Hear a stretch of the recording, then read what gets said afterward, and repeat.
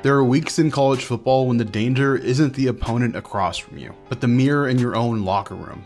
Saturday against South Florida had all the makings of a classic trap game. Ranked Miami, newly ranked 18th overall, and Cinderella story USF. A sleepy afternoon kick with an extended weather delay. The roster had every excuse to let its guard down and start looking ahead to Billy Napier's Gators. But Cristobal didn't let the team blink. Miami didn't trip. They lined up spread out wide, in the wing T and I formation looks. Motioned across the formation, and Beck spread the ball around like it was a CW ensemble cast. More than 6 different receivers got touches. Each one another reminder that this offense doesn't need a single superstar to function. No hero ball, just manufactured ball movement in constant forward motion from the very first drive. This wasn't the first test Miami stared down in 2025. Week 1, they toppled number 6 Notre Dame 27-24, their first win over an AP top 10 team since 2017. A week later, they routed Bethune-Cookman 45-3, racking up 543 yards, while Carson Beck set a program record with 15 straight completions. Those games proved they could handle the spotlight and avoid a letdown. USF was about proving they could do both in the same month. The scoreboard read 49-12, but the real score was in the trench snaps. Miami's defensive front tilted the line, shot gaps, and forced South Florida's backs into negative leverage all day. 27 rush attempts produced 40 yards. Byron Brown, the dual threat who had ripped through Boise State and Florida, finished for 2 rushing yards on 13 carries. Chase Smith played his best game as a Hurricane. He was everywhere, filling gaps and rallying to the football. Ruben Bain was his usual nightmare, unblockable without help, while Armando Blunt finally looked like he's settling in. Freshman safety Bryce Fitzgerald, who already had an interception against Cookman, snagged his 2nd of the year. When Green Tree stories turn into game day film, you know a roster's growth curve is real. On offense, Carson Beck looks liberated. With receivers who aren't leading the country in drops, he plays more decisive. Rhythmic, hitting the open guy instead of hunting for highlight throws. The ground game was even crueler.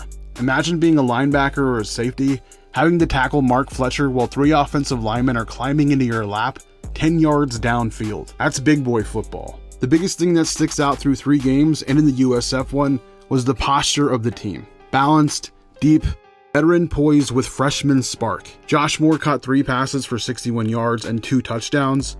Veterans like Chase Smith, Bain, and Messidor made sure the backbone stayed steady. The defensive backs again stood out as one of the strengths of the team. This is the sweet spot that Cristobal preaches. The whole roster humming at a high level, with different players emerging each week, without the overall standard of play ever dipping. If there's one game that can keep Napier's critics at bay for another month, it's this one. Beat Miami and you buy yourself oxygen. Florida's fan base doesn't want patience. They want scalps. And right now, Napier's ledger is empty. Miami knows this. Cristobal knows this. You can feel it. Florida will treat the game like their Super Bowl. And they should. And so should Miami. That's a stupid saying. In college football, every Saturday is an elimination round. The Gators are cornered, and that makes them dangerous. They'll unload everything. Exotic blitzes, double moves, shot plays they've been holding back. Tempo wrinkles designed to steal momentum. Desperation teams swing wild. They don't care if the punch leaves them open, because they can't afford not to land it. That's what Miami has to prepare for. This isn't the week to get cute or chase style points. It's the week to absorb the storm, impose your will, and leave no doubt. Because the reality is, Miami doesn't get the benefit of the doubt. Not yet. Not locally, not nationally. Every slip-up is framed as proof that the U is smoke and mirrors. That Cristobal is all recruiting stars and no substance. That's the burden. That's the narrative. That's why Miami can't blink. Not now. Not with everything in front of them. College football is about narratives as much as numbers. Miami's win over USF was a rejection of complacency, a refusal to fall into the graveyard of almost teams that stumble when the nation starts to believe. Now comes another test.